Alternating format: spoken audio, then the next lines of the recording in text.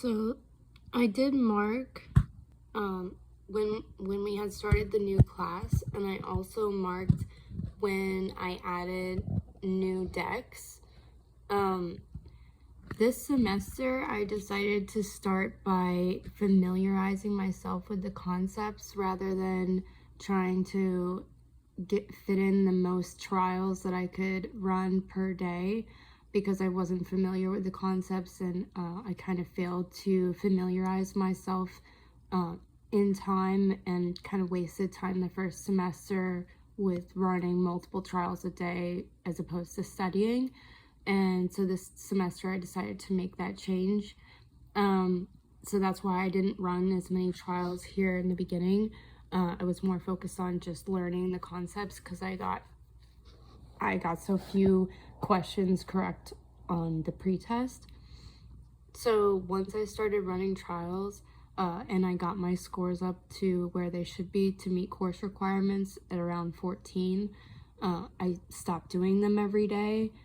Maybe that was a mistake, but I was able to maintain my scores at 14 throughout the semester, and every time I did add a new deck, I saw familiar trends like I did in the first semester, where they dropped about 1 or 2 points, and then they picked back up again right around the time I was going to add another deck, and then they dropped and picked back up. So I was pretty familiar with that from the first semester.